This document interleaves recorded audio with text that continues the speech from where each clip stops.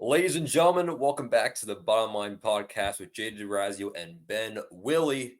The wild card round has gone and went, and so have our two favorite teams, the Eagles and the Dolphins, both eliminated in the opening round of the playoffs. So we have a lot to talk about this episode. But before we get into that, Ben, how was your wild card viewing session? Obviously, not the result neither of us were looking for, but I'll tell you what. Outside of my respective game, I enjoyed the rest of the games. It was a great weekend of playoff football, and honestly, a couple more blowouts than what I was expecting going in. Yeah, that's kinda where I was going with that, is, like, in theory, I did enjoy it, and I'm not saying I didn't enjoy it by any stretch of the imagination. I just don't think I expected there to be many blowouts. I was kinda hoping for a couple close finishes. We did get a couple, and they're, appreciative of those, but, we didn't really see a whole lot of close games. The only really, really close game I can think of was the Detroit game, which what a game that was, but, I didn't expect a lot of these to end up in blowouts, especially in the fashion they did, especially with the Green Bay and the Tampa wins. Like I didn't expect those to be blowouts. So yeah, Yeah, definitely a fun time though. I had fun. yeah, no, it was crazy, and we teased it last week in terms of the bottom line.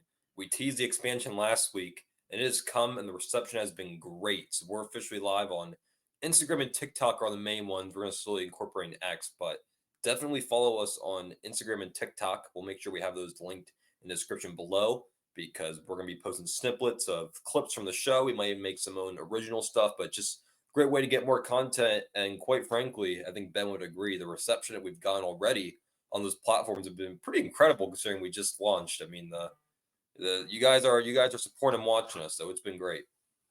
Yeah, I think I don't know what I expected, but I probably would say maybe a little bit above expectations. I just think, like we talked about, just trying to get the word out there, get the brand out there, and see what happens. I mean, I'm not really holding any expectations or any goals or anything like that. Just kind of seeing what happens, and it's been nice. People are following, people are watching. That's all you can really ask for, and it's only been a handful of posts. So that's I mean that's a good sign. Sometimes it takes a while. It takes one post. It could take a million posts. It's just a matter of us keep putting stuff out there and seeing if people like it or not. And quite frankly, I mean, when we started this thing, I mean, we obviously love them when people watch us, but whereas two college buds that like talking sports, whether it's five people that want to listen to us or 500, it Yeah. just doesn't make any difference for me. Yeah, no, I could care less about the actual numbers of anything. So yeah, just enjoying it.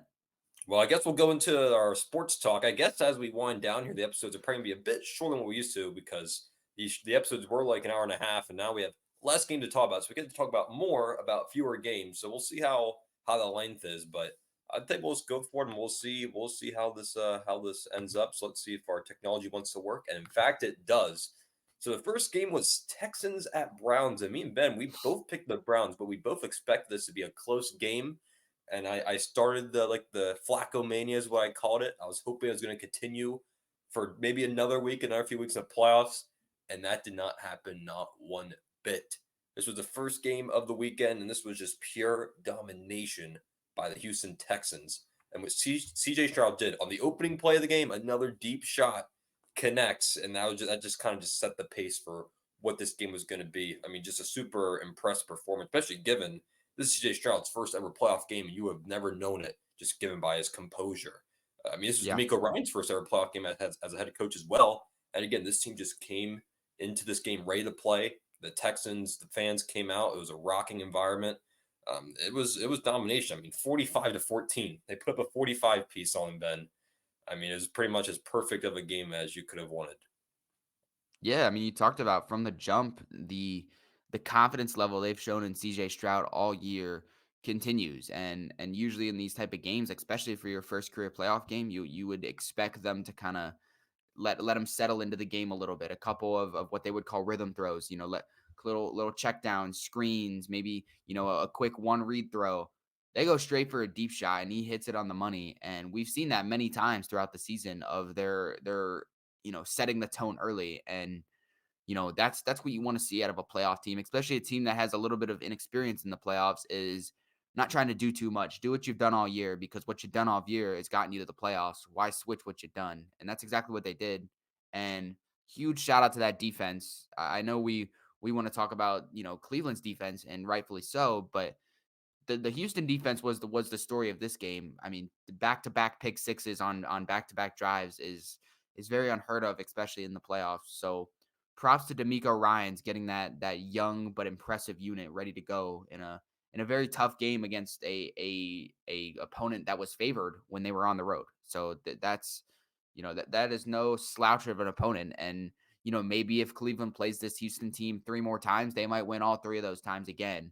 But Houston was a better team on that Saturday, so that's all that matters. No, 100%. And they kind of finally gave Joe Flacco the reality check that people were wondering, will Joe Flacco ever come back down to earth? And he Yeah, finally did. He finally did. I mean, it was not a good performance for my man Flacco Mania. I mean, yes, he had back-to-back interceptions. He did have over 300 passing yards, but I mean, they were kind of putting us in a situation where they had to pass pretty much every single play. So obviously, the numbers are going to be a bit exaggerated there. And what I was really impressed with, as you allude to when you were talking, is this Browns defense all year has been one of the best in the league. We both have them on our respective fantasy teams, so we knew firsthand how good they were. And yeah, CJ Stroud on this Houston's offense just made them look like a whole nother league below what they were all year long. I mean, he was just shredding them left and right. Obviously, he had two pick sixes, so that takes 14 points off the board, but he still dropped 30 plus, and they were driving down the field with, I don't want to say with relative ease, but they were controlling their offense at will against what was a top five defense for the majority of the season in the NFL, which was just super impressive. yeah. I mean that is a like you said, that is an elite level defense. And if you drop 45 on them in a playoff game, that's got to mean something. And the big thing for me in this game was that, as you talked about, the Flacco mania, as you would call it. I don't even know what to call it, but Flacco's impressive performances that have been unexpected kind of went back down to earth. But for me, part of the problem there was that you got away from the run game, as you talked about, and I it's no shade at Joe Flacco, but I would not expect Joe Flacco to throw 40. I think it was 49 pass attempts in a playoff game at his age.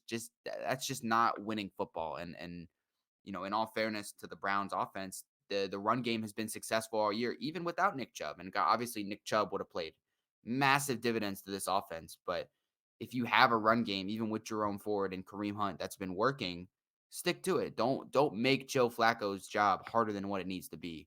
And that's what they did. And you saw the repercussions of it. You saw what happens when you make a 39-year-old Joe Flacco throw 49 pass attempts. No, 100%. You're spot on with that. They played the Browns right into the hand they wanted to play, and it cost them. I mean, and the Texans are moving on. They're going to be on the road against a tough who they play the Baltimore. Ravens. Yeah, the Ravens, a tough Ravens team. So I mean, who knows what's going to happen there? But I mean, we'll talk about it later show. But I mean, they got to be feeling some sort of confidence. I mean, as pretty much as confident as you can be following a performance like this. So Texans dominate Cleveland in the first game of the playoffs. Then we move to Saturday night and against the Ben's Dolphins against the Kansas City Yeah. Chiefs in what were extreme conditions, super super cold. And I mean, Kansas City just played their style of football all year long, ground and pound, a lot of running the ball. Actually, a lot more passing that I think neither of us were expecting. I think you said Yeah. last week I would expect any quarterback to throw under 30 passes. There were a lot more passes thrown in this game, and the Chiefs got the best of the Dolphins 26-7. Um, I mean, Ben, like can we say? I mean, you've been a Dolphins fan for a long time. Seemed like this year was going to be different. Greatest show on turf. I mean, what went wrong, my man? A lot of things went wrong. I think for me, it's been the story for probably the last 4 to 5 weeks of the season, where this offense that has been so special, the greatest show on turf, all that stuff, they've kind of lost their mojo a little bit. It's been miscommunications on offense. You've seen their pre snap just hasn't been. It seems like guys are losing. They're not really sure where they're supposed to be. Pre snap reads are off, and then even during the snap, the O line is breaking down and they've been injured all year, but the injuries are starting to pile up. And not only are they piling up, but they're starting to show. And then it starts with what I call the three-headed monster. You have Tua, Tyreek, and Mike McDaniel, who's the heart and soul of that offense that's so special. But those three guys have continuously on big stages kind of lost that mojo a little bit. And it's all three of them. It's not just one. It's not I'm not going to place sole blame on one guy more than the other. But all three of them seem to disappear in these big moments. And I'll give Tyree credit. This was one of his better games in big moments.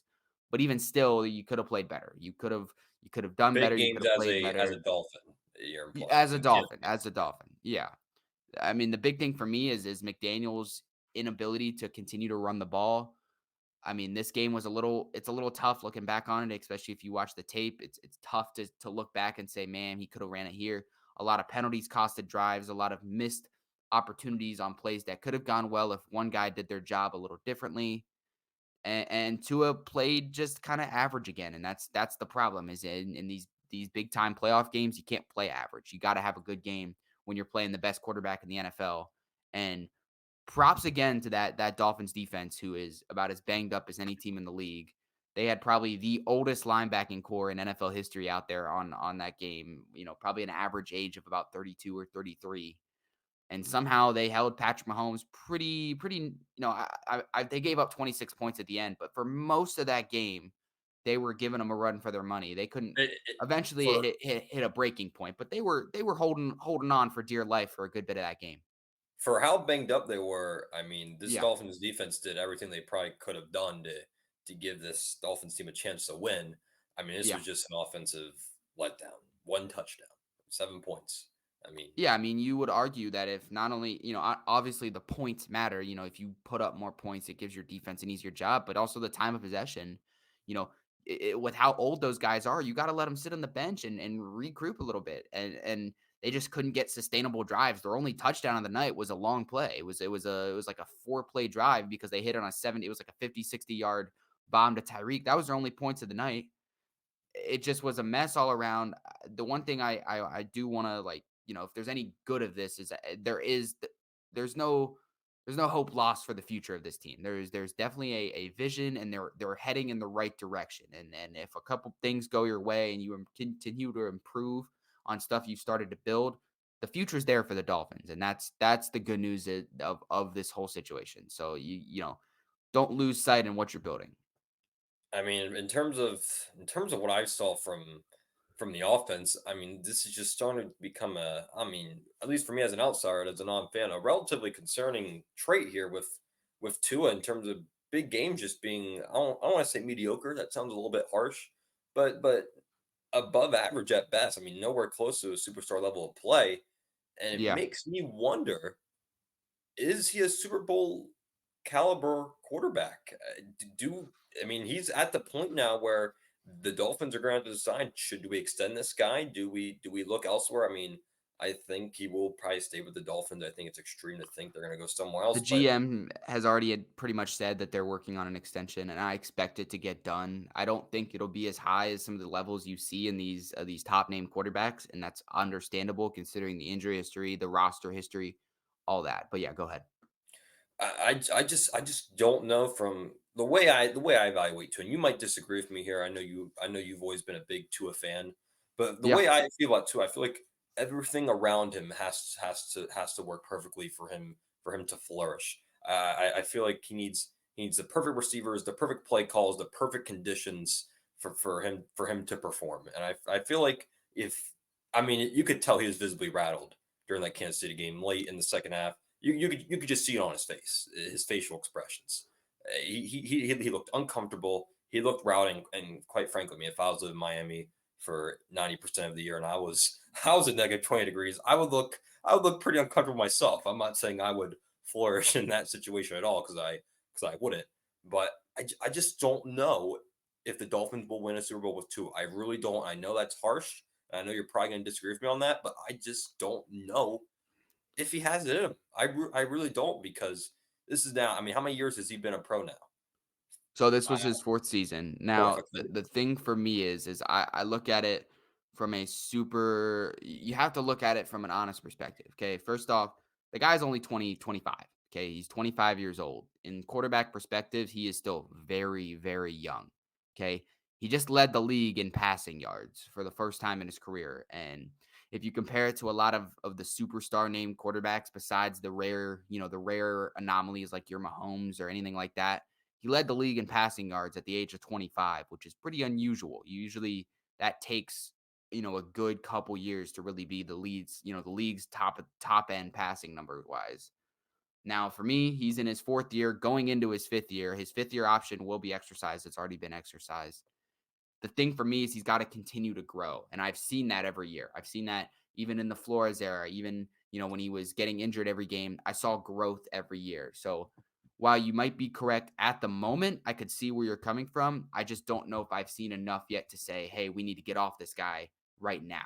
Maybe in a couple years, if the continuous, if these same things continue to happen, obviously you can't, you're just beating a dead horse at that point. But I think I need to see more of a sample size to really get a true understanding. I need to see things go differently. This is the first full season he's ever played. The first time in his career he's played all 17.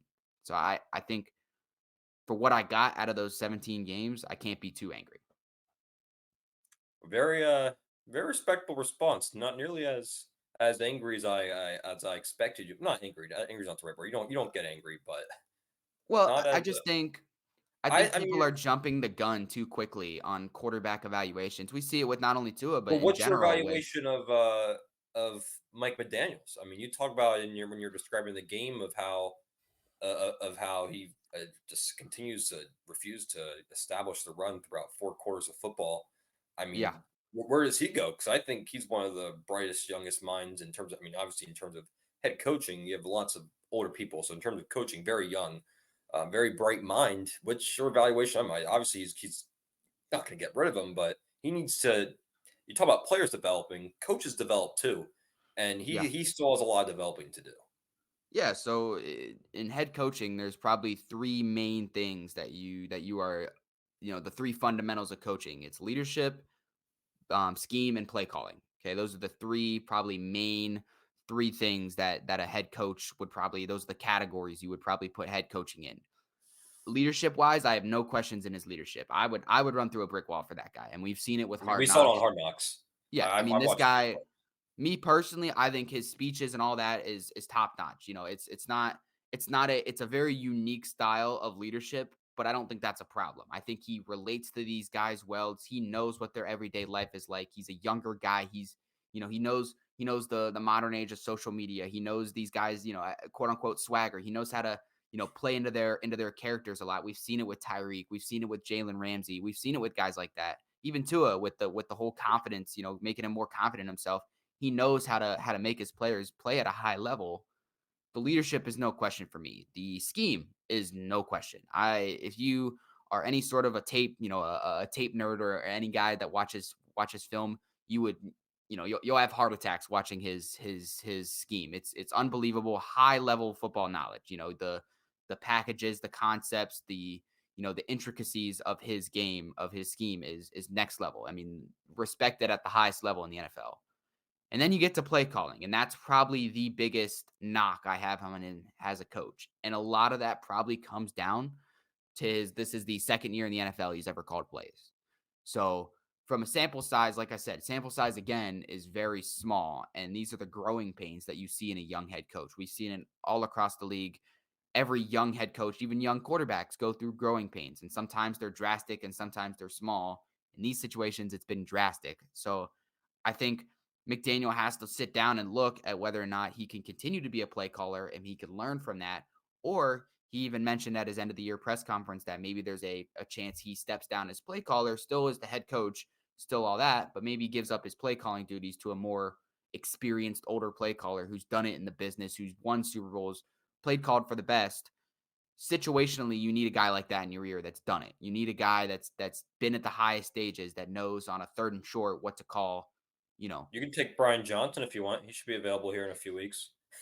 So the two names that come to mind are in-house. You have guys in-house that can do it. You have Frank Smith, who's a very respected coordinator in the NFL, who's actually getting interviewed right now for multiple either head coaching jobs or offensive coordinator jobs across the league.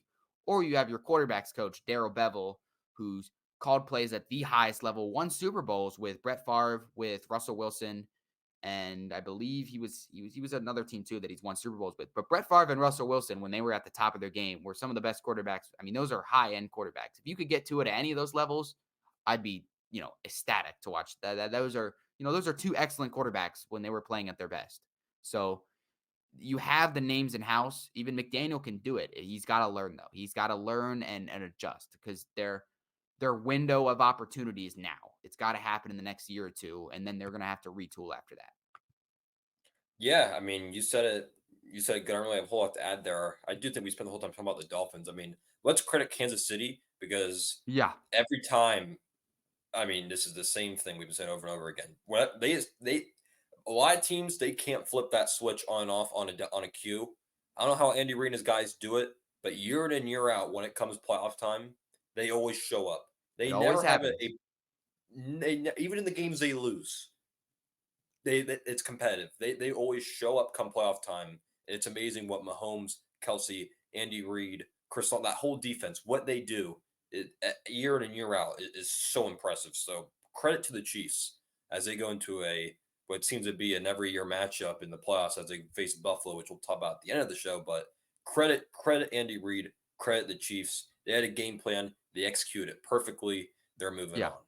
Yeah, no discredit to KC whatsoever. I know I can trash the Dolphins all I want, but like you said, we've been waiting for this to happen for the entire season, and it's there now. I mean, we're here. This Chiefs team can beat any team in the NFL right now, and that's the realistic situation. If they're playing good football, they still have the roster to do it, and they had an impressive performance. You saw Mahomes play well. You saw the defense. That defense is championship caliber that we haven't seen in this whole Mahomes era. We haven't seen a caliber of Nope. defense like this in the Mahomes era, and that's been And they kind of need it their this year. identity They all need it year. this Yeah, year.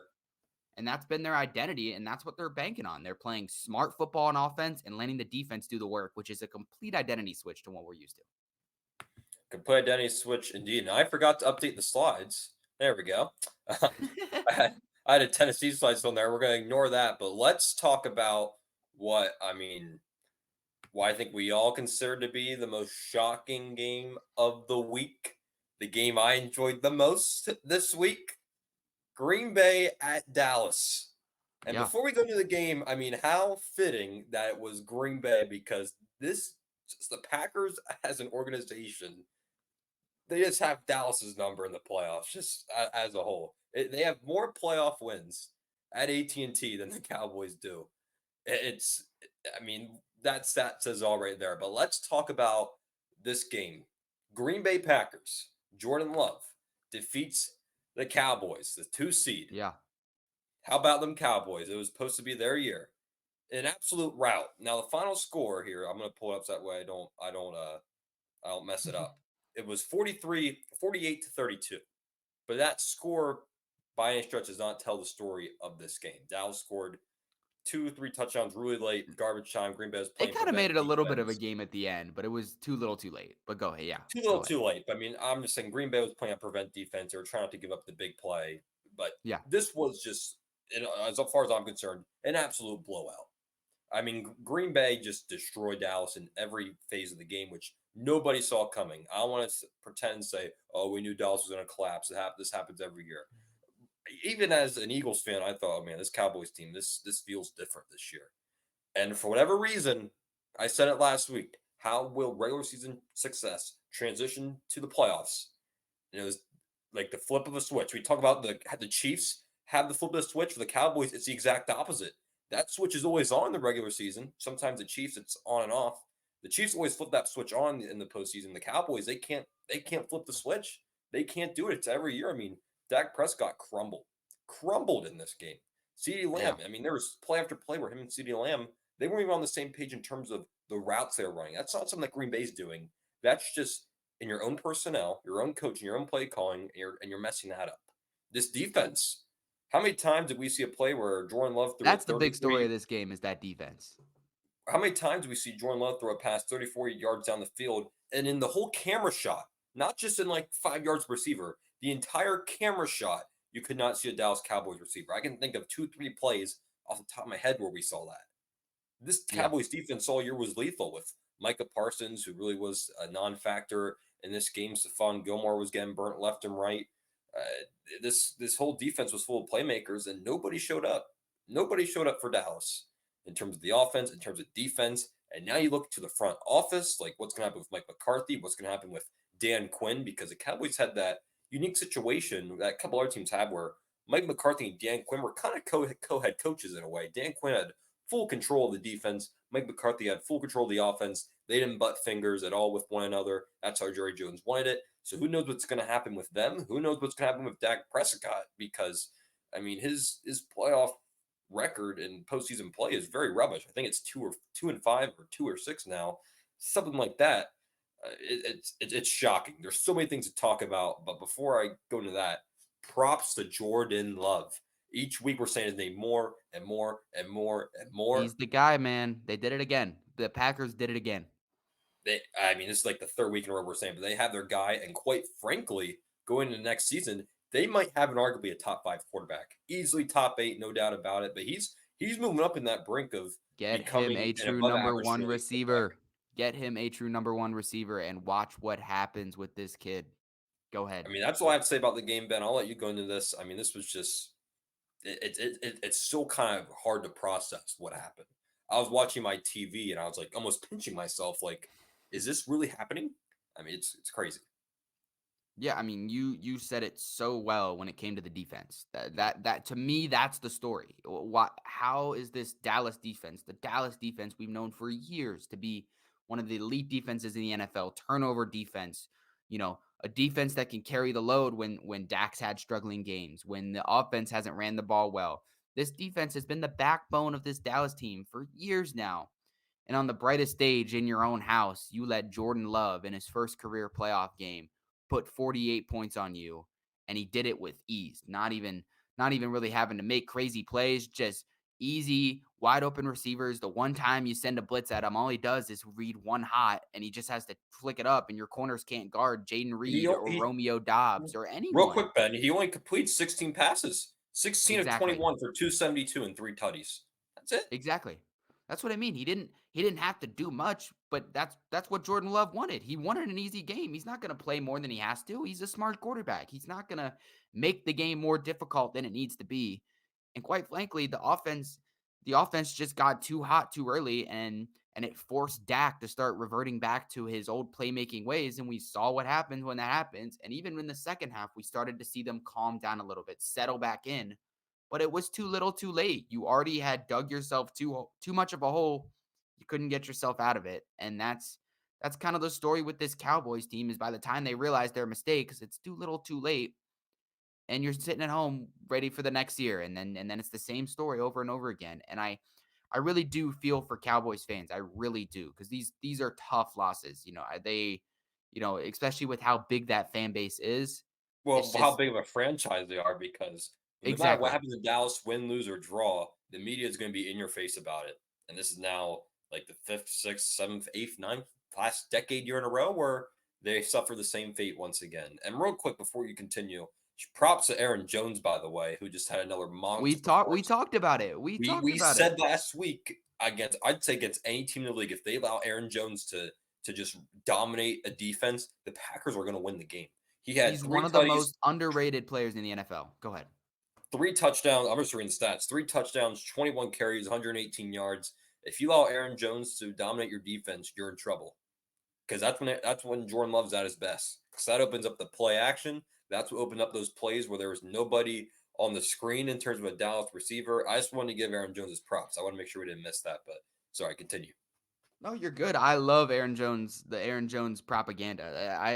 I've told you he's one of the most underrated, impactful players on a team. When Aaron Jones is playing good football, this Packers team is always good. We've seen it every year, even in the Rodgers era. When Aaron Jones was healthy and playing good football, Rodgers was at his best, and the Packers were at their best. It's the same story. This guy just has a knack for playing winning running football. He just does. And we've seen it time in and time again. Now, as for the Cowboys, I think what we should start doing with all these games is looking at it from a losing perspective of where do you go from here? And that's kind of the best way to look at it. Now, from Dallas perspective, I don't think you need to do as much as probably you think. I do question if McCarthy's going to lose his job. I think everyone expects Dan Quinn to get a head coaching job somewhere. Where that is, who knows, Does he especially now with though? His stock dropped big time with this. I mean, yeah, they I mean, that's a it'd fair be one point. thing if they lost like 28-21 and his defense Yeah. put up a somewhat respectable performance.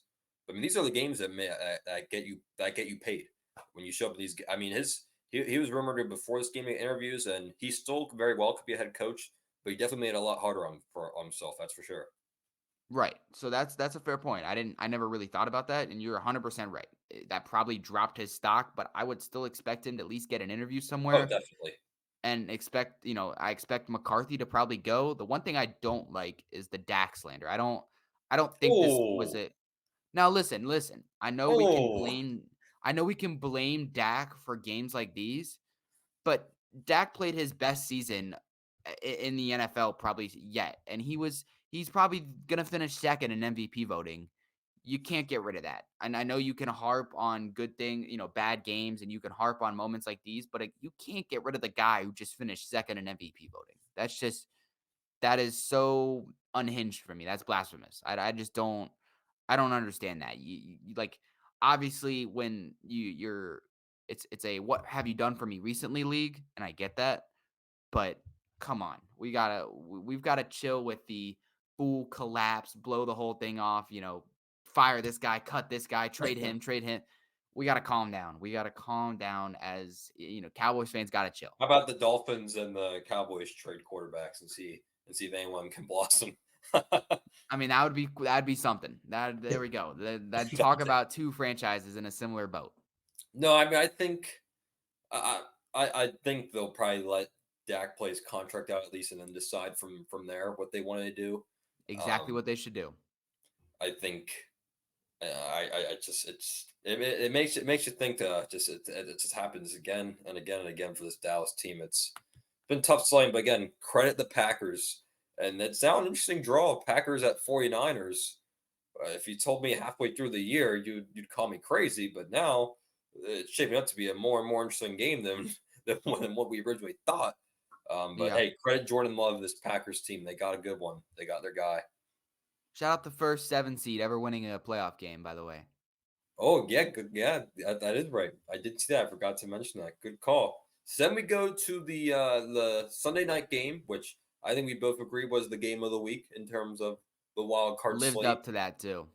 Lions and Rams. I mean, before even the ball got kicked, the amount of storylines. Matthew Stafford going against Detroit in their first ever playoff game, the team that he led for well over a decade, and then you have Goff returning to face the Rams, his old team. So I mean, lots of bragging rights, lots on the line. Plus, it's a playoff game on Sunday Night Football, pretty much as big of a stage as you could make it, other than it being the Super Bowl. And this one was a doozy. Lions come out of the gate looking strong. Jared Goff leading just consecutive touchdown drives over and over. Then Matthew Stafford starts to fire back, gets a couple field goals, couple touchdowns. Then the second half, the Rams just continue to inch closer. Defense steps up a little bit. Then the fourth quarter, man, those Lions took over. They sealed the deal. Had a clutch drive at the end of the game to pretty much just shut down the odds. I mean, this was pretty much everything I expected. This one had a little bit of everything. It had a little bit of some high flying action plays. It was still a defensive battle through and through. Battle through the trenches was very apparent in this one. Goff and Stafford were going blow for blow. So credit to Matthew Stafford, man. That guy's tough. He took a big hit late in the game, and I saw how he landed, and his eyes kind of rolled to the back of his head. I was like, "Oh man, this isn't good." And I saw Carson Wentz up on the sideline. I was like, "What world are we living in where Carson Wentz is gonna have a chance to lead a game-winning drive?" Stafford was able to come back in, but like I said, the Lions were able to close the door. But I mean, overall, this game was just absolutely a doozy. And I'm so happy for the Detroit fans. Megatron was in the building. Everybody that was along, Eminem was in the building. I mean, it was awesome. This was just a fun game. I enjoyed this one. I have no slander at all for the Rams and Sean McVay. Great season. I think nobody had them making the playoffs. They have a bright future with Puka Nakua, especially with Cooper Cup starting to go on the decline a little bit. He found someone to take under his wing, and he's going to be a great receiver in this league for years to come. But Detroit, man, their time's now. Amaron St. Brown, Jameer Gibbs, Dave Montgomery. They're just playing Sam as Laporta. Laporta. Then on the defense side, Aiden Hutchinson. So many playmakers, and they're coming together. They play team football. They don't care how they do it, who does it, as long as somebody does it and they get wins. That's all Dan Campbell wants. And this Lions team, I mean, I'm so happy for him. So happy for him. I really have no slander for anybody in this game. I was impressed by the Rams, impressed by the Lions. The Lions were just a slightly better team, and that's what it came down to. Yeah, props to the Detroit Lions, the city of Detroit. They did this whole rebuild the right way. and we've been waiting for it for a long time in Detroit. They didn't take a shortcut. They finally did it the right way. They got a good coach. They got Dan Campbell. Very much, we talk about all the time coaches matching a city's identity, and Dan Campbell does that perfectly for the city of Detroit. We saw the vision early on. You brought in a great GM once again who matches the identity of your head coach. Brad Holmes has done it phenomenally from the start. They built this roster from the ground up, and the first big move of this new regime was trading Matthew Stafford. And now looking back on it, what you did for that and what you got in return, what an excellent move for that franchise. I know you love That stat. was that Everyone was that was loves that was one of the rare double-sided win trades for both teams. Rams, they went on, they 100%. got their Super Bowl. Lions, they started their rebuild, and now we're seeing where that's led them. So great trade for both teams. Yeah, 100%. One of the rare win-win trades in the NFL.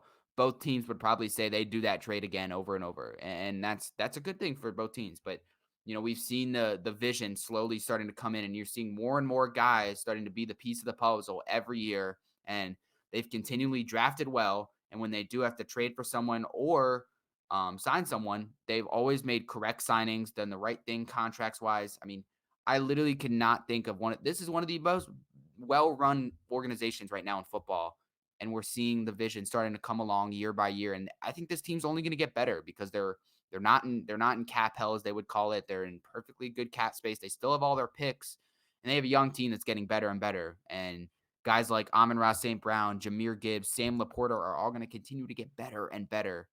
And like you said, just props to this Lions team. Props to the Rams, who also had an unexpected season. I think we both predicted coming into the season the Rams were going to kind of tank a little bit. We were kind Yep. of expecting them to feel the effects of the F them picks motto of they on the back end of that and going all in.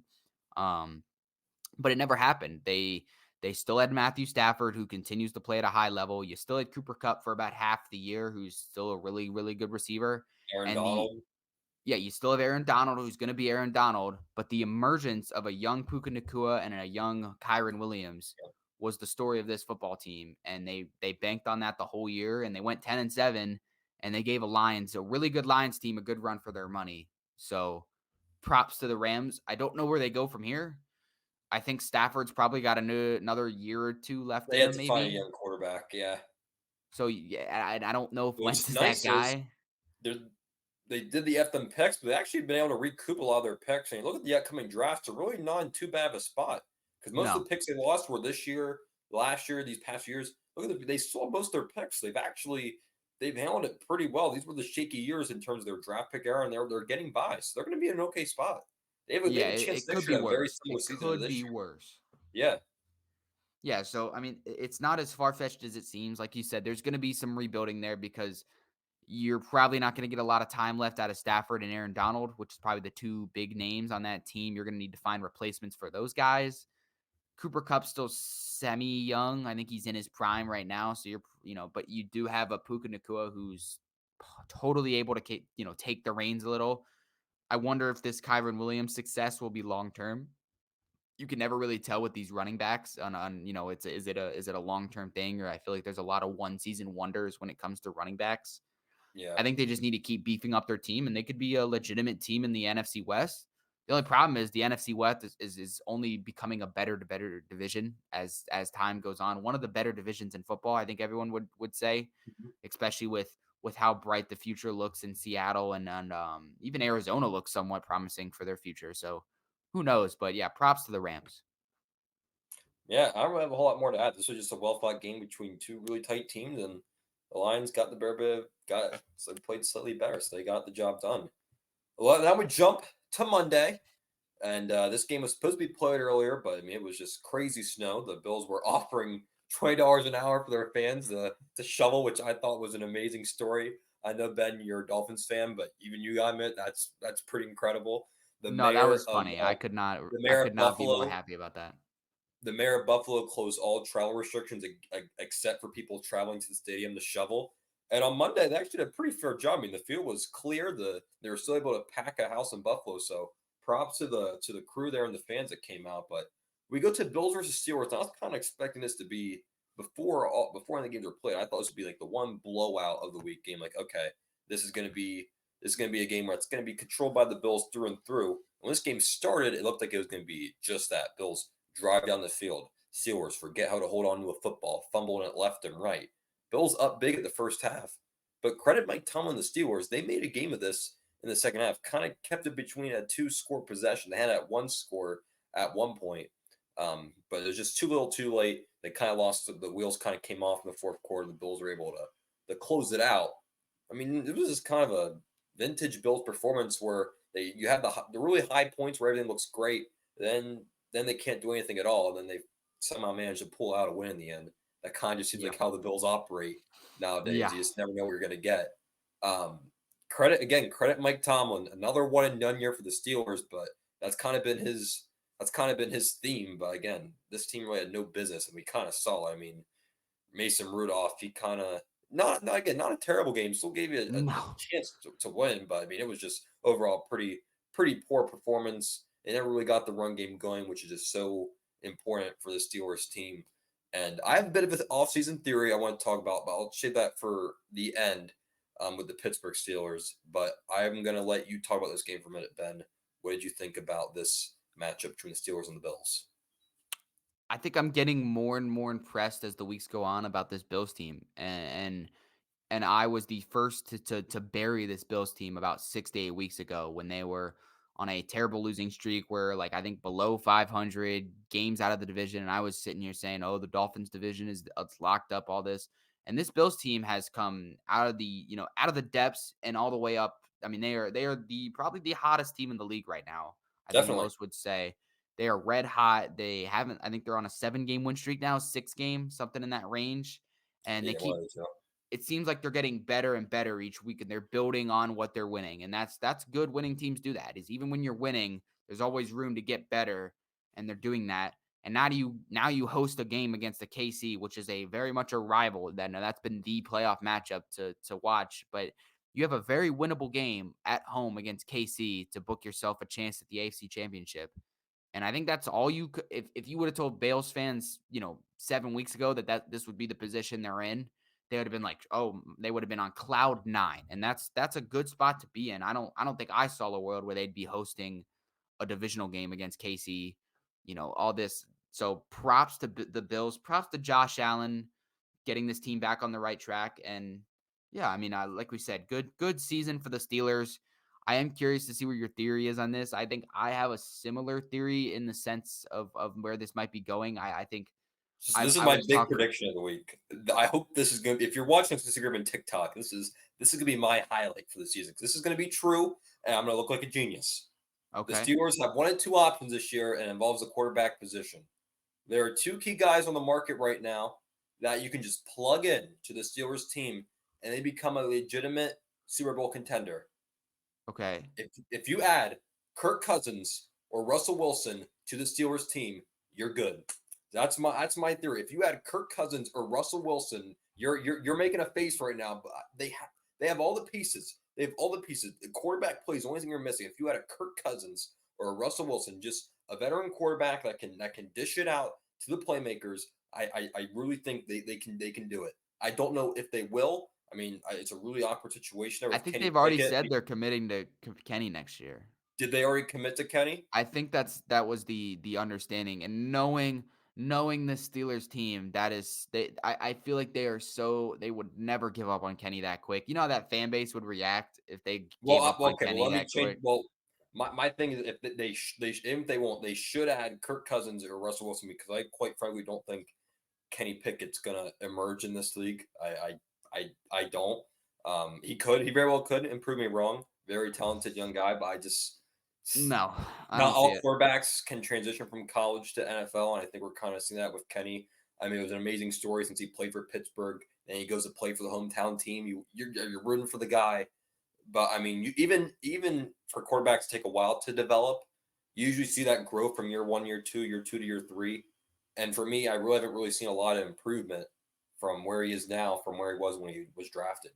I haven't seen a Well, whole lot. it's only his second year, so I feel like that third year in your league is like the big like, okay, what do you have? You got to at least show me something to give me another year. That's kind of like you got to show me at least a little.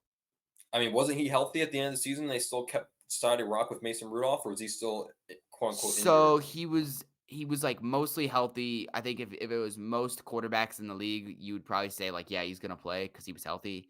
I think for them, they were riding the hot hand, and Well, I I mean, think this is the your big thing was franchise guy. You don't ride the hot hand. You stick with your guy. That's what I'm so I saying. think That's why I feel like they're. I mean, I I really think feel like I if you think had. they I mean, wanted to tell me I'm keep wrong. Tell me I'm wrong. If you don't like Kirk Cousins or Russell Wilson, this team is actually a little bit scary. I feel they're a like Kirk. little scary. I think Kirk Cousins can make some noise with the Steelers team. I really I'd do. rather have Russell Wilson than Kirk Or him. Cousins. One of the two doesn't matter. I think they My should have thing one of them. is I just think that they need more pieces on offense. I don't think they have enough playmakers. I don't trust the Najee Harris being your bell cow. I don't trust Deontay and George Pickens being your main wide receiver one, wide receiver two. Well, I they think both here's my thing with that. I feel like they actually have potential. We haven't really seen what they can do with an above average quarterback at all in their we careers. saw Ben Roethlisberger. That was the last year of his career. Come on. No, maybe George Pickens, yeah, but Deontay had some good years when Roethlisberger was still playing at a high level, but that was his peak. I mean, Deontay is a good receiver, but I don't see him being a true game changer. I don't see you will never ever hear me put him in the category of I'm these not saying that. high But I mean, end game changers like your Tyreeks and CD Lambs and Justin Jeffersons and Jamar Chase. He's not on that level, and that's okay. But that's what I I mean think is, a comparison. I think a George Pickens and a DeAndre Johnson are kind of similar to like a DK Metcalf, Tyler Lock kind of 1-2 punch of like above average, but not superstar I'd level. take them over GP and I Deontay. have them I as like the would. same. I have them as like the same tier, but now we're kind of I don't even know what going off I'd topic. compare those 2 to be. I don't even know. Maybe more like what the I don't even know. I don't even know a good comparison. It's a tough comparison to even make. I don't know. Maybe you know what I have them on the same level as is a DJ Uh Moore, Darnell Mooney. oh. Oh man. Okay. That is a good comparison. In my opinion, that's a good comparison. The established veteran who's still pretty good, and then the young guy who's got a ton of potential. Sure, why not? Sure. But let's get off topic here. I mean, credit the Bills. Like I said, I think they're probably the hottest team in football right now. Yeah, For the Steelers, I mean, they're going to have to make a decision. But you see, the pieces are there. There's kind of missing a few key pieces, and they might have some. We'll see what happens with the Steelers. Also, I don't know why people are calling for Mike Tomlin's job. I've still never understood this argument that Mike Tomlin needs to the go. the only way Mike Tomlin leaves is if he wants to leave. They are going to be stupid if they ever fire him. If he wants to I leave heard and he people gets a saying, better job well, somewhere, take it, but I don't heard people saying, fire "Well, him. he always wins, but he's never gonna win your Super Bowl. He's just like above average." Like, no, stop it, It's stop it. not Like, his fault they're losing these. He is making I will not, something out of I will not nothing stand. with every single roster this team has had. I won't stand for the Mike Tomlin slander. What I will stand for is the Eagle slander. I mean, you saw I'm wearing this for a reason because I'm officially I can just close the Eagles out of my head. I can just focus on other teams that aren't gonna just have a historic collapse halfway through the year. So let's talk about the last playoff game, Monday Night Football between the Tampa Bay Buccaneers and the Philadelphia Eagles. I said it last week. Any outcome of this game, I wouldn't be surprised. Eagles blowout, Eagles win, Tampa Bay win, Tampa Bay blowout. Tampa Bay blew out the Eagles, and I was not shocked in the slightest. After halfway through the first quarter, I saw how this game was gonna go. I saw it was just the same old Eagles of the past 6 7 weeks, where the just bland offensive play calling. AJ Brown's out. You imagine they're going to run the football? No, we're not going to run the football. We're not going to run the football. We're just going to try to continuously pass. The defense are going to show you the same look all game long and just blitz everybody at you. We're not going to find an answer for it. We're just going to chuck it up and hope for the best. I mean, this was just. I wasn't shocked, Ben. I don't have a rant ready. I mean, it's hard to say the same thing for 2 months in a row. There's really no different ways to say the same things over and over again. This is just a team that's completely lost their identity. This was a team I don't know what it was that the loss to the Niners, just getting shown up like that at home. I don't know what it was. I don't know if it's something that we don't know yet. That was behind closed doors. I don't know if it's Sirianni. I think Brian Johnson and the defensive corner. I think they both have to go 100%. I don't know if I want to jump the gun and say Sirianni needs to be fired. I still think it's jumping the gun a little bit, but it wouldn't shock me if he's fired. I wouldn't necessarily hate if he got fired, but I wouldn't be upset if he came back either. I think they need some new OCs and DCs, but I mean, this is just this one just hurt. Jason Kelsey, he it was weird. He announced he was retiring, but then I watched the New Heights podcast, and he says that kind of got leaked, and he wants more time to think about it. But all signs are pointing that he's gone. Brandon Graham, he's going to be come back for a year. But like the point is, this is kind of the tail end of what was their gap. They're an aging team with aging veterans, at least on the defensive side. There's some young potential in the offense, but I don't want to even talk about that right now. Credit the Tampa Bay Buccaneers and Todd Bowles. They came with a game plan, and the game plan worked. Baker Mayfield looked like an absolute stud. Happy for Baker Mayfield. That man's faced so much adversity in his career. Pretty much everywhere he goes, he's always being doubted. And now he's moved on to a divisional playoff game. But in terms of the Eagles, I wasn't shocked. I have no rant. It's just it's the Eagles we've seen for the past 2 months. I thought maybe there was a chance since come playoff time with the veteran presence that they were going to be able to finally get this thing right, and they couldn't from the opening jump. Tampa Bay just driving down the field at will. Whether it was with Kate Odd and the tight end who absolutely went off. I will say this: the one thing I was impressed with the Eagles defense, they did limit Mike Evans, Chris Godwin for the most part, but it didn't really matter because they were able to just find other playmakers wide open down the field. So it's tough. It's tough. It's really weird to see a collapse like this. I mean, we never really seen anything like this in recent memory. We have a team that makes Super Bowl, start the year so dominantly, 10-1, and then just completely fall off the face of the earth. I still think coaching comes to a big part of this, but I don't know. It's very confusing. But the Eagles season's over. They're gonna have to figure out what they're going to do with their coaching, with their players. I imagine the roster's gonna be relatively similar. I think we'll see a different coaching staff. That's really all I have been. I don't really have a rant ready. I mean, I wasn't shocked. I wasn't going to allow myself to be disappointed when I watched this game, given the product I was shown for the past few weeks. It was a team that was just lost on all facets. Yeah, I mean, I told you I had hit the panic button weeks ago, and me actually, I'll be honest, I went into that game feeling confident about the Eagles. I thought, Oh, I I was didn't think it not. was I didn't think it was gonna be pretty. I didn't even think they were gonna win a second round game. I just thought this team was gonna find a way to at least somehow scratch out and claw your way out of a playoff win against a not so great Buccaneers team. I mean, and that's no shade. The Bucks played well, but they should not be beating the Eagles at any time. If you like, this is That's a one thing if much they beat him, but to beat him the way they did in a blowout where the Eagles only exactly. scored 9 points, inexcusable.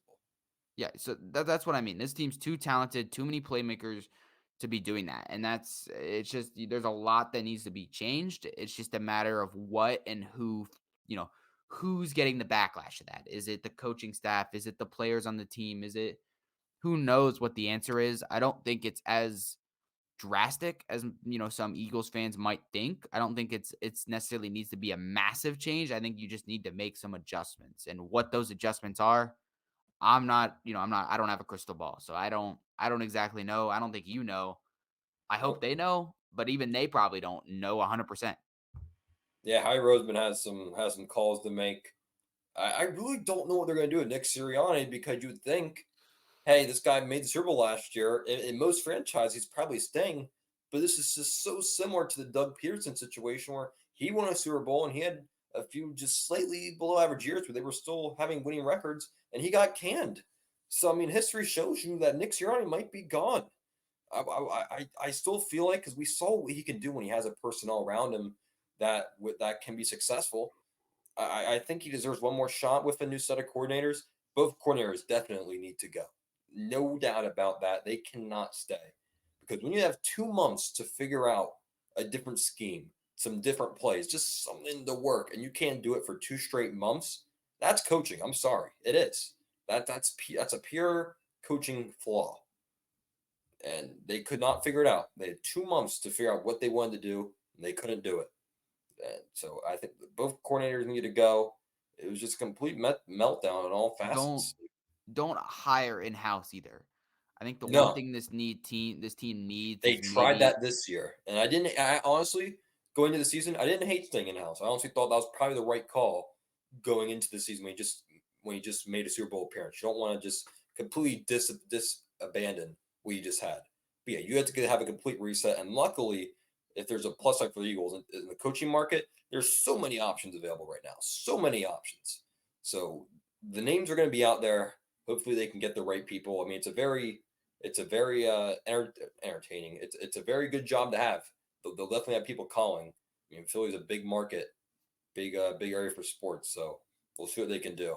I think Nick Sirianni is going to stay one more year. I think it's just too early to jump the gun on him. It's hey, but credit the Bucks, credit Todd Bowles. I'm rooting for him. I don't know how long of a run they'll make, but I'm certainly rooting for that team. I mean, it's a very They got likable a team with tough Baker Mayfield, they got a but it's tough gonna game in Detroit this week. yeah, they do. They do. So That's I all. That's mean, really all I got. I don't have a rant. It's been the same thing we've been saying for the past 2 months. I mean, what more can you say? This team has lost now 6 of their last 7 games. All the analysts were really picking Tampa Bay. I was watching pregame. Even all the analysts picked Tampa Bay. They're like, "All right, we're good." Usually that's a curse. When all the teams pick the other team, usually the other team wins. Like, oh, we're good. The Eagles couldn't even break that curse. So is what it is. Eagles are flying to Cancun. They'll meet Dak Prescott there as they hop off the plane. They can have some fun in the Cancun waters and on the sand, and hopefully they'll be ready next August. But for now, it's go Sixers, go Flyers. But I don't want to get into that right now. But yeah, that's about it for the Eagles. I don't know if you have anything else to add. I will say I did not expect an episode to where you would have a smaller rant than what I had. Never thought this would be possible, but we can I think it's the first time in bottom line history. Usually yeah. I'm a lot, but I mean, you can't really blame me. What more needs to be said? I It's a tough situation. Like I said, if there's one thing they need to hire out of house, and they need a bit of a not a scheme switch up, but like a culture switch up. They need an identity switch. They need to switch their system, something to you know change how the This offense team runs or had two change how the All defense Pros. This runs. team had two first team All Pros on the offensive line. They don't want to run the football. Eh, Yeah, that's got to change. yeah, you still have probably a top five offensive line in the NFL, and you refuse to run the football. Just it's so I think that's bizarre. when they were at their best in the early season. Was where they were Yes, winning ugly games, but they were running I the remember I was losing football. fantasy games because of DeAndre Swift going absolutely nuclear. Yeah, So we'll see what happens with the Eagles. For now, the Tampa Bay Bucks move on after a dominating Monday night performance. So now we go to our quick headlines, man. The coaching carousel. I did not mean to click that button. There we go. The coaching carousel is alive and well for a lot of teams. We already had our first hiring with the Patriots thing in-house and hiring Mayo, the inside linebacker. I mean, that was an instant hire, hiring the inside linebacker coach. So obviously they had that plan out for the past 2 weeks. I thought for sure Mike Vrabel was going to be hired as New England head coach. I was very we surprised by talked the about that. hiring, Yeah, but we thought that was so perfect. I mean, you knew the Patriots were going to stick with one of their guys, which they did, which Vrabel is one of their guys. They went in a different direction, but I mean, look at all the jobs right now. Lots of positions out there. I think the two people I have on the screen are probably the two coaches that most people have their eyes on in terms of Jim Harbaugh and Bill Belichick, where they can go. Real quick, Ben, I think Bill Belichick to Dallas, if Jerry Jones is willing to give up control, makes a lot of sense. I don't know if it'll happen, but I feel like that matchup, if they're willing to give in to one another, makes a lot of sense, personally. I I am really big on the Belichick to Atlanta. I don't know if I've talked to you about this. I I'm not sure to if you me have. I'm to trying to figure out my blind me situation, by the way. It's terrible. to me, the Belichick to Atlanta fit is like strangely really, really good, and it comes back to everything Belichick's ever stood for. What is Belichick known for? Well, for starters, he's known for running the football. What does Atlanta have? Probably one of the best 1-2 punches in the league with a guy you just spent a top 10 draft pick on, who's probably the best running back prospect we've seen in a while. What else Belichick like? He likes athletic tight ends that are really good at catching red zone balls. Well, what do the Falcons have? They have a guy named Kyle Pitts who was drafted to be just that, and they haven't got him going. And they have Jonnu Smith, who was a Patriot, who was known like Belichick liked him when he was on the Patriots. What else does Belichick like? He likes to be able to do things his own way. Well, in Atlanta, it's not that Arthur Blank is a bad GM, but I think they would kind of be okay with giving up a little bit more GM powers to Belichick. And what else do they have? They have a top 10 pick in the draft with a potential. I believe it's a top 10 pick in the draft with a potential to draft another young quarterback that Belichick can pick at any moment he wants, and they have salary cap, and on top of all this, they have an elite defense. The fit is so perfect to me. If they're going to give up money. I mean, they have all the money in the world to spend on a coach. They need something. This Atlanta team hasn't seen success in a while. To me, the Atlanta fit makes sense. Now, my only problem with the Dallas fit is I don't know if I see Jerry Jones and Belichick. The clashing of heads there That's the doesn't. only problem there. I That think they have too much of egos and kind of prestigious value of themselves that I don't think that either of them would take a step down. So it's like I don't know if I see that fit. I know people have even linked Belichick to the Eagles job. I don't see that either. To me, I wouldn't hate it. I mean, that's what they need I right now. would hate it You say a culture switch up. That's pretty much as dramatic as a culture switch up as you can get. I wouldn't hate it. I don't think that's going to happen either. In terms of what you said about Bill to the Falcons, I like that too. I mean, what do you think? I mean, when has Bill Belichick been most successful in terms of an offense? When he has a superstar tight end, Kyle Pitts is a superstar tight end, just waiting to come out. I like the fit, and the defense. They have the pieces there. I don't hate it. It's not a bad suggestion at all. It's a because good fit when I'm thinking they about it in can my either head. use their first round pick to draft a guy, or you give them salary cap to go out and get it whoever he wants. And then the I mean, names they are have out there: quarterbacks available. You can Kirk get Kirk. Cousins, Russell Wilson. Yep, You got that's another one of even those teams that accuse them. even a guy like probably like a even a guy like Garoppolo could be out there on the market. And I'm not Tannehill. That's I know it's. I'm not even Tannehill could be saying. out on the Yeah, market. yeah. I know these are crazy names, but you know, Belichick has his freedom. He gets to make the calls. And like we said, Atlanta would probably give him the kitchen sink. I mean, they would give him a bag. So I don't. To me, it makes sense, but I don't know who else would be looking for a job that Belichick would fit. But yeah, that's where I go for Belichick. I want to hear your thoughts on Harbaugh though. That's what I'm curious Harbaugh, I about. think it's got to be Chargers. I think it's the Chargers' job to lose at this point. I mean, Yeah, he's been on record talking about. I remember Joel Klatt. It was he's the main college football analyst, and he had a conversation with Jim before some Michigan game. They were just talking about NFL guys, and Joel Klatt was talking about. He spent like 5 minutes just talking about how much he loved Justin Herbert as a prospect. So I think it just makes a lot of sense with the Chargers because they have all the pieces there to be contenders. It's just really just the Chargers going to Charger mentality.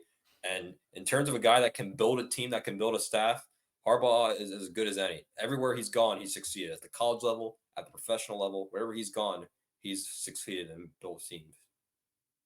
yeah. I mean, I think the Harbaugh that's kind of my fit too. I was big on the Chicago thing, which is another thing we forgot to mention when we went off the air last week. The whole Chicago news broke, which is a really crazy story I want to talk about. Bro, yeah, good call on that. So even though our show premieres at 6 p.m., just because we got a little bit of flack for this, I want to set the record straight. So our show goes live at 6 p.m., but it's given our schedules and stuff. We record this, so we're recording right now Wednesday morning, and we picked 12:42 right now. yeah. Last week we could not pick a worse time to record. As soon as we finished that recording, news dropped. Pete Carroll, the Bears announced their head coach is going to say all this news dropped, and the show premiere at 6 p.m. and all this stuff happened. We didn't talk at all because it did not happen yet. So we're recording these shows on Wednesday morning just so everybody's aware. But the Yeah. Bears, for my opinion, was one of the most stupidest moves they could make.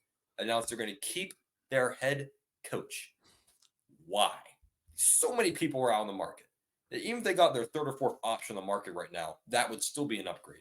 I did not understand that decision making at all because Harbaugh to Chicago, I thought was probably the best fit at all, just It was. It in literally terms of where he was. lives now. He wouldn't have to move his house, his family at all. The Bears have all the pieces. Harbaugh can still build his offense around field if he wants to draft a guy. They hit all the options were there. It made so much sense. So that was it going to be the Chargers or the Bears?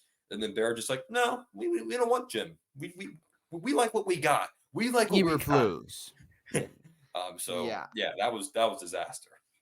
Yeah, I didn't understand that one. I don't know what Eberflus has shown to really give you that. I know the Bears got a little hot at the end of the season, and we started to see a little bit of that vision They're starting still to come 7 and together. 9. You're still 7-9. I think you needed a young offensive guy or an established offensive guy to do one of two things because this is the crossroads that the Bears are in right now. Is either You need to commit to developing Justin Fields right now, or you need to commit to getting rid of him and drafting a new guy and developing him from the ground up.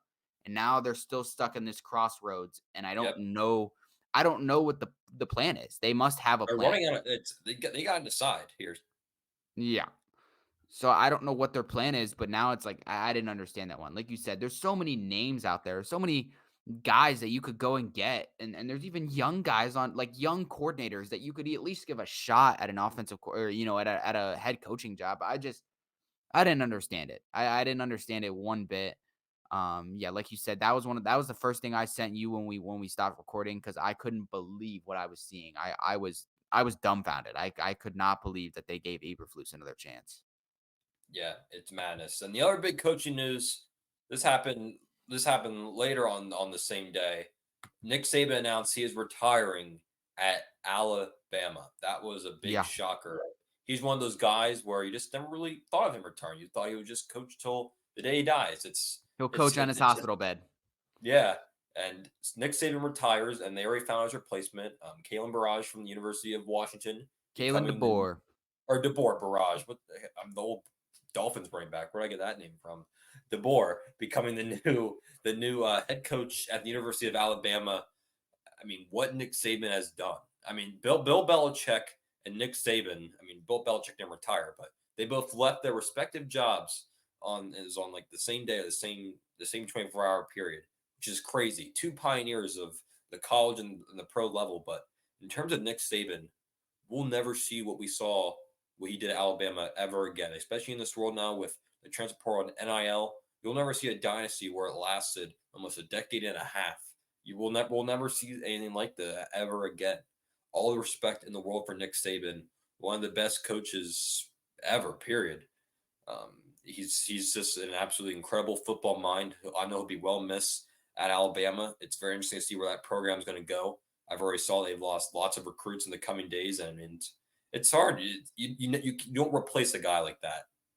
You just don't. No. So credit for Nick Saban. I wish him the best in his retirement. He's certainly earned it. It's just crazy to think that he will not be on the Alabama sideline or any sideline to that matter next fall. I mean, it's just crazy. Yeah, I mean, I knew the time was ticking on him. I mean, he's getting up there in age.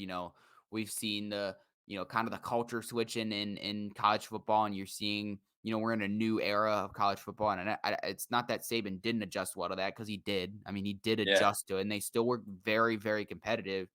It's just you kind of knew maybe the clock was ticking. It's just a matter of when. I didn't see this coming. I thought he at least had one more, 2 more years. I thought he was gonna try to go out on a really good note or something, but, this was just he called it quits, and I don't know where he goes from here. I know they've talked about him, being kind of more of an analyst, kind of getting on the desk somewhere, and we've seen his ability to be an analyst. He's really good at it. I want to see him, and whenever Bill Belichick retires, I want them two to have a podcast. Oh, that'd be something. That would That be would be quite the so good. content. That'd be so good. But hey, Yeah, credit to Nick. that would be quite the content, but I know they're talking about that, but honestly, of the hire of DeBoer, I don't know if I hate it. I think it's good. He's a great coach. I don't think anyone questions his coaching ability. For me, there's a couple things that are weird by this. I thought there would be some sort of connection to Saban. I thought they were going to do some sort of tie, whether it was like an old coordinator he had, a guy that, even like an SEC tie, something. They went outside, they went across the coast, they went to the West Coast for a hire. I also thought that like they would get a guy that's been more established. Not that DeBoer is not established, but we're talking like a staple in college football, a guy like Dabo Sweeney or a guy like, you know, uh I thought Dabo was going to get it for sure. He was the favorite. I thought that was going to be the hire personally, well, they also talked about that guy from Oregon, I and would think he's a little bit he more established.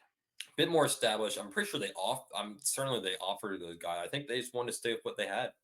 Yeah. Um, and for DeBoer, it was one of those awkward situations where it's a weird transition and very ugly transition from what I've seen from the Washington side, where he just it's one of those hard situations where we've seen it time and time again for college where it's kind of how it works for coaching. You kind of work your way up to the best job possible, and sometimes that means biting your players in the back, which I'm sure was very hard for him to do. We But you got to saw do it with what's best for your Dion fan. last year.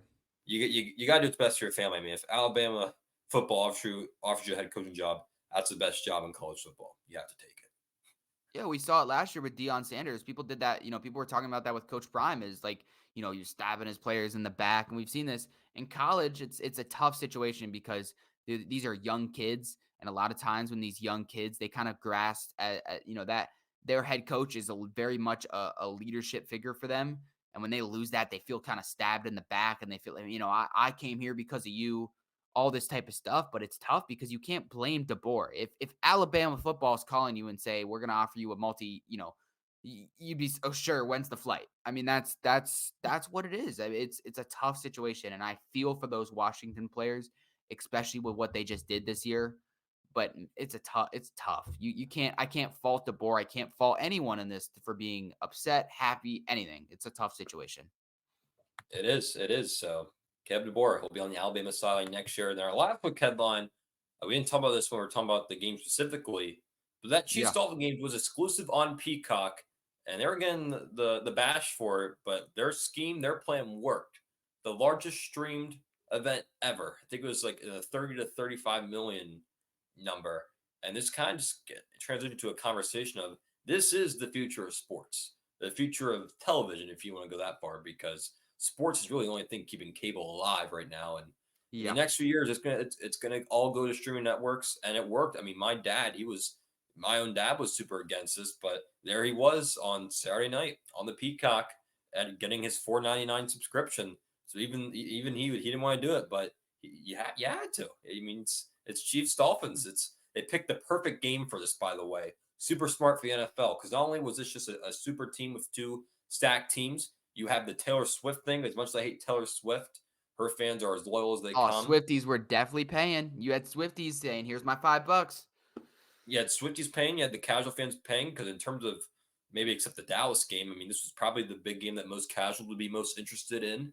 It was perfect execution by the NFL and by NBC. So tip my cap to them, well done. And I think in a few years we'll be seeing this, whether it's Paramount Plus, whether it's Peacock, um, ESPN Plus. ESPN Plus. That was the one I was missing. I wouldn't even be surprised if you see like another one going to this, like HBO Max. I already know Hulu's already entered that market as well. I see the Hulu has live sports commercials. Seems like What if everything. Netflix comes out of left field? What if Netflix comes in? Hey, That'd be something. I went. They had the quarterback series, so the connection's already there. So Yeah, it's that'd be this is funny if like Netflix exclusive game. hey. I mean, you saw with Nickelodeon, they had exclusive game. Why not? Why not? This is the future of Nickelodeon, sports. Disney Channel. We're seeing everything. What a time to be a football fan. What a time to be a I sports can't wait fan. for I can't wait for the Toy Story broadcast or whatever they do next year. I love that. I love that. But hey, it's the future of sports. It's the future of sports. Then Caleb Williams, he's officially declared for the NFL draft. He was still not sure what he wanted to do, but I mean, he had to declare. There were lots of he's really made some controversy though because it's none of it's been confirmed, but there's reports that he's a very demanding prospect in terms of what he's going to want by the franchise that drafts him. There's been reports where he's going to want partial ownership and all this other rigmarole. Not sure how true those reports are. They might just be stuff out of left field. But I mean, he really wants the water. And as far as I'm seeing, again, this is just not a report, but he's really told Chicago he does not want to be a Chicago Bear. That was another report that's coming out. I'm not sure how true all those reports are. There's a lot of noise surrounding Caleb Williams right now. Yeah, I mean, there's there, like you said, I've this guy's been under a lot of limelight recently, and I understand it if these reports are all true. I would beg to probably say that probably things are blown out of proportion, and I these agree. I would agree. conversations that are behind closed doors might be taken way out of context. I'd agree. Uh, you know, I like for example, the Chicago situation. I think he's probably said in his life, like, man, I don't know if I'd really want to go to Chicago, considering their history. And that is when is a Chicago ever drafted a quarterback high and they've ended up being successful? I mean, uh, you tell me. I don't. I think the most successful quarterback they drafted high was Mitch Trubisky, who got to the divisional round against the Eagles. I think that's the best quarterback prospect Mitch that's had Trubisky, somewhat success. the backup in Pittsburgh right now, the third string in Pittsburgh right now. Actually, yeah, that was their most successful draft pick high with a quarterback. When you had a guy like you had In a guy recent named memory, Patrick. I'm sure you could You had go a back to guy named Patrick Mahomes who was sitting on the board as well in that draft class, and a guy named Deshaun Watson who, before all the allegations, was also sitting on that draft class. completely irrelevant. But the point is I understand his frustration in that aspect. I also like the partial ownership thing might be blown out of proportion too. I mean, we're in a modern age where guys like Patrick Mahomes have partial ownership, guys like that. It's not it's not far fetched. It's maybe the demanding it is a bit far fetched. But if he went to a team and say, hey, if you're going to draft me, I might be interested. These might have been real conversations. These might have been. I mean, he's a generational quarterback prospect, the best we've probably seen in. I don't even know though who's probably the best quarterback prospect we've seen since Lawrence Caleb. coming out of college was a big time prospect. So maybe Trevor Lawrence, but I would differ that Caleb Williams is more hyped up than Trevor Lawrence. That's I just think me. he's more hyped up. I'm just trying to think of people that had similar comparisons. T-Law had a pretty high. I think he's probably higher than Trevor Lawrence, but I think that's the closest one. I mean, Lawrence was really hyped up, but I don't think not to this level. Joe Burrow, maybe. I know Joe Burrow had a lot of steam. I mean, I guess it was just because he was like, I don't know, but that was a loaded draft class. So this might be. I mean, this is a guy. I mean, he's the bona fide number one prospect right now in college, and that's the that's the realism of the situation. I don't expect him to be drafted by Chicago. Who's calling the phone to trade up to number one? I don't know. I mean, we could take guesses or at least, good predictions, but who knows? I mean, this is such a random, you never know. I think kind of depends what happens with coaching staffs as well, and that will kind of tell a story of who's going to be a buyer and seller. Because if you get a guy like let's just say like you said, Bill Belichick to the Falcons, he's going to make a move at quarterback. Maybe he makes a call up. I'm not saying it's going to happen, but once we start seeing where these coaches are going to land, I think we're going to start to Yeah. see that's going to start opening a lot of doors to see what teams these paths are going. I think right now it's just way too early to tell. Yeah, and the free agent market tells a lot too with how many guys are Yes. out there. Like if a team buys, goes and buys on a Kirk Cousins, boom, then you're not going to need a quarterback anymore. You're 100% right. It's too early, but it is interesting to have these conversations for sure. No, 100%. So we'll see what happens. We'll have more NFL draft talk, of course, once the NFL season is over, and along with free agents I'm or stuff. excited I for forgot. our off-season stuff. I want to point that out. I just because football season's on the end, this podcast is still going to be going every week, and we're going to find ways to bring you content. And for me, I love the NFL offseason. I think it's so underappreciated in the nuances of salary cap and draft capital and free agency. I love the offseason. We'll find ways. It was actually an all-season conversation me and Ben had. Ben have been friends for our whole college career, but this is back when I was doing the show solo. Me and Ben were eating lunch or dinner again, and we were talking about Anthony Richardson's draft stock.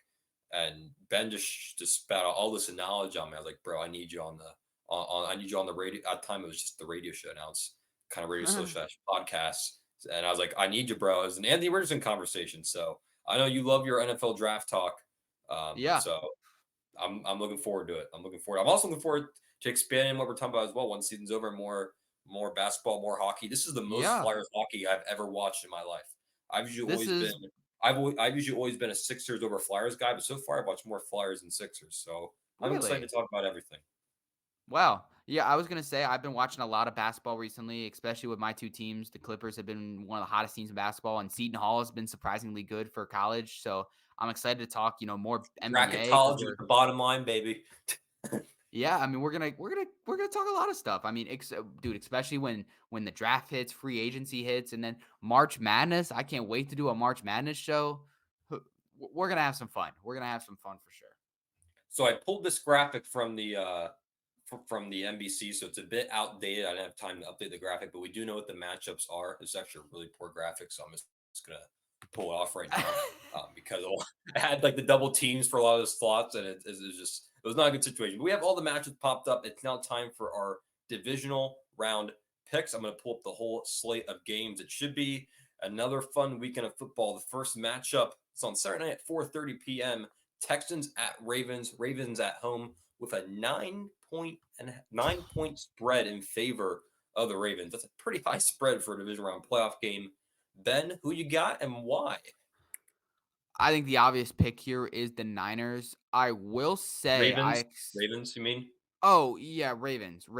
Sorry. Same story here, and I do expect this to be I don't think it'll be as much of a blowout as people say because of this. Because of when you see these teams that have a little bit of rest, you might see some early game jitters, a couple early game, Maybe it takes them a little bit to get into rhythm. I do expect Baltimore to close this out. I think they're just a better team. They're going to run the football well. I don't know if this CJ Stroud might crumble a little bit under this, the environment. This a really good Baltimore defense. I expect Baltimore to win, but it will be a little bit closer, I think, than people are making it seem. Yeah, I'm going to take the Ravens as well in this one. I think the Ravens might come out a little bit shaky. I think Houston might actually have some success early on, but I think Lamar and this Ravens defense is going to be a bit too much for the rookie to handle. But I think it's going to be close. I'm surprised it's a 9 point spread. That's pretty generous. So both wrong with the Ravens. And the other game with an identical spread on Saturday night, the Packers at the 49ers. Ben, you said it's pretty much the same story, the same exact spread, 9 points in favor of the Niners. You have something you want to say real quick? This is my blowout pick of the week. Oh, okay. I am officially staking my claim that the Niners are my Super Bowl pick. I really like this Niners team. I think they're due. I like everything from it from top to bottom, the championship DNA, the coaching, the staff, the players. I think this is a favorable matchup in a weak NFC conference that they're just going to keep riding the hot hand, and I think all their competition in the NFC was eliminated besides maybe the Lions can give them a little bit of a run, but I don't see the Bucks or the Packers giving them any sort of problems. Give me the Niners by a large margin. Niners by a large margin. I'm going to take the Niners. I think that 10-14 range sounds about right. I'm not going to necessarily say blowout. I mean, Jordan Love is arguably the highest quarterback in sports right now. I don't expect him to He fall off a is. complete cliff. If they can keep Aaron Jones going, I think they have a chance to at least keep it competitive. I'm going to rock with the Niners, though. It's really hard to pick against them. Again, rooting for the Packers. I mean, that would just be awesome if they can continue this story. But give me the 49ers. I'll have them cover the 9 point spread. Give me a 10-14 point victory. Then we go to the Sunday games. I think these games are definitely a bit more interesting. And third week in a row with a phone call during the show. It's so bizarre. Never get home phone call. This is the house phone, not the cell phone. The house phone. No one uses Do these you even things use do anymore. you use a house phone? Do you guys have a use Well, for that look, house phone? no, we do not use the house phone, but I'm not the owner of the household. I don't get to make those executive calls on if we To keep say you should or just unplug it. Hit the unplug, maybe cancel the line, do the modernize, cut the home line out. hey, that Tom watches the show. Tom, it might be time. I mean, it We're in might a be new time age. We're in a new age. I can't remember. I don't even remember having. If we had, my dad watches this show too. If we had a house phone, please let me know because I don't remember it. to. I think I vaguely remember one being on the counter in the kitchen, but I don't remember picking that thing up once. I don't remember anyone like. Downstairs, we still have one of the phones with the wires. We have like one with the wire, Oh not even a man, wireless, man. We're holding on to the golden age here, the Dorazio house. But like I said, Sunday I think has a more interesting slate of games in terms of how close these games oh are going to yeah, be, yeah, bit yeah, more yeah. competitive. The first game is Bucks versus Lions. Lions a 6.5 point favor at home, and I'm just going to continue to just ride with the projections here and pick the Lions to beat the Bucks. Um, this line seems very hot right now. The Buccaneers coming off a win against the Eagles, but everyone's playing good against the Eagles nowadays. So not really sure what we really have in this Bucks team. I mean, throughout the season they've kind of struggled against the better teams. This line seems good, and this line team is at home, and that home environment in Detroit is phenomenal. I think Jared Goff is going to outduel Baker Mayfield, who is still a little banged up, man. He's dealing with some ribs and some ankle pains. Give me the Lions at home, and they're going to be advancing to the NFC Championship, which is a crazy thing to even think about. Yeah, I mean that's exactly my pick, and like you said, it's a little crazy. I saw the vision with this Lions team. I told you that I've said from day one this is a true contender team. I've seen the vision with this Lions team. They're starting to piece it together. I think they're going to win this game. I'm curious if they're going to be able to match up to a team like San Fran. If all holds true, I'm excited to see that potential matchup if it does come to fruition. I just want to see what they got. But yeah, give me the Lions by a close margin. I do think Tampa's going to give them a little bit of a run. I mean, the Lions are known for close games, so I I don't think it's going to be expect this to be close. a yeah, I don't expect this to be a blowout, but yeah, give me the Lions. I really hope we at least have one disagreement. We'll see. Then the last game we got, it's the matchup we've seen time and time again. Chiefs, this time at Bills. Usually the Bills at Arrowhead. This time it's the Chiefs at the Bills. The Bills a 3 point favorite. Ben, I'm gonna let you go first. I'm really hoping we disagree here. Let's see who you got and why. I'm taking the underdog here. I'm going to take the Kansas City Chiefs on the road. For me, the story is just Mahomes has just been here. He's done this. And I don't know if this Chiefs team is ready for another Super Bowl run, but I know that they're still the Chiefs and they're still Andy Reid, they're still Patrick Mahomes, and they're still Travis Kelsey. And they're gonna find a way to win this game. And I think the Bills of old are gonna come out a little bit, and we might see some Josh Allen mistakes, and this defense is gonna get to him a little bit. I don't think this Bills team has played as a strong a defense in a while. It's been kind of they've played good defenses, but this is the number two, maybe potentially, number one, number two defense in football. And I think it's going to cause them some problems. And I think Mahomes is just going to be Mahomes. So give me the Chiefs on the road. Well, Ben, luckily we do have a disagreement this week. I'm gonna take the Buffalo Bills. And Okay. I was really torn on this one. My thing is we've seen this matchup time and time again, and Mahomes has just historically has just owned Josh Allen. I think we're finally He'll due do it for a again. He'll do it again. I think we're finally due for a complete Josh Allen playoff performance. This is the first time the Chiefs are coming to Buffalo, I'm pretty sure. So, I mean, That I does could use matter. that certainly does matter. This will be Patrick Mahomes' first ever road playoff game. How Really? crazy is that? Is that true? It's either been all at home or at a neutral site in the Super Bowl. Isn't that that's absurd? Wow. That That is a shows you the crazy stat. success that guy's had. So it's an environment he's never going to be in before, a road playoff environment. I'm not saying he's going to be rattled by. I don't think he's going to be rattled at all by the environment. But I'm going to take Josh Allen, as Ben is fact checking me here. He can't even believe what he's seeing right now. That's a crazy stat. I see you I, pulling up the Google tab. thinking about it now, it's true. I mean, I could think about it now, it's true. They've held the 1 or 2 seed every single year, and he's the worst season he ever had was an AFC championship loss at home against the Patriots. So that's Yeah, a so I'm crazy going to take stat. Josh Allen and the Bills at home. I just think he's finally due to beat Patrick Mahomes at least one of these times. I mean, if he loses again to Patrick Mahomes in the playoffs, oh man, that's going to be tough. But give me the Bills, and then if my prediction's right, we're going to have Lamar Jackson and Josh Allen, one of them guaranteed to go to the Super Bowl. Two quarterbacks who have historically had terrible postseason success. So that'd be an interesting storyline. But I'm going to take Josh Allen and the Bills to finally beat the Kansas City Chiefs in the playoffs. I hope you're wrong. I hope you're wrong. I as much as I like to see new teams win, if there's one new team I don't want to see win, it's the Buffalo Bills. I can't The stand them. Bills did their job. They beat the Steelers. And now you're done with them. You wanted them to get their one win. Now they're done. Well, funny enough, I was actually rooting for the Steelers that game because on the off chance that the Dolphins did win, and then if the Steelers won too, then the Dolphins would have gotten to play Houston instead That's of why I was rooting for the playing. Rams because with the Packers being the Right. Dallas and the Eagles actually had a chance as a playoff game if the Rams won, but that ship has gone and sailed. That's really all we got for the steps to the bottom line, Ben. I mean, real quick, how about if your Clips are playing pretty well right now with former Sixers Yeah, James Harden. huge win last night for the Clippers. Just beat Oklahoma City. Big news for the Clippers also this week. We didn't really talk about this because it's not super massive, but they did extend Kawhi Leonard to another Yeah, big deal, and they're working on it with Paul George. So that's a big time thing. For Embiid, he me, got the I best. Oh, sorry, go ahead.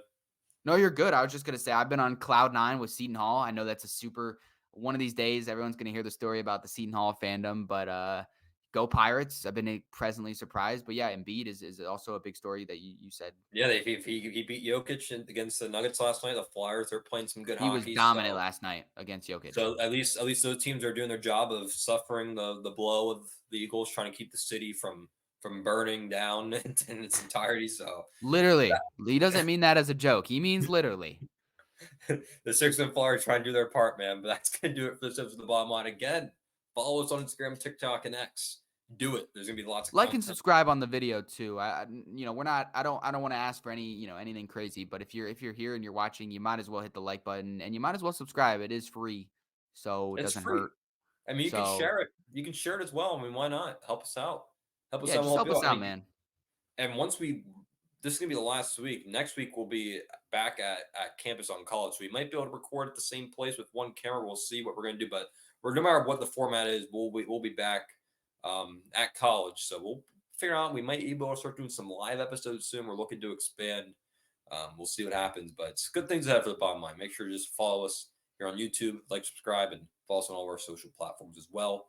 Again, We should have those more clips coming out tonight. yeah, those will be in the description below. So stay tuned for all that.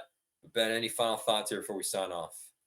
No, just, excited for another weekend of football, excited to keep watching my boys play. Now I can focus more on on the Clippers, Yeah. seeing all the Leafs, all these teams. But yeah, excited, good. A tough way to end our football seasons for our teams, but a lot to look forward to. So yeah. Yeah, at least one of us want more bragging rights against the other. We both go out on a sour note. So that's going to speak of the bottom line. He's a Dolphins maniac, Ben Willey. I'm the Eagles fan, JD Dorazio. I'm not sure what I'm doing. Never did that before. That's going to do it. Little hat throw. We'll see you soon.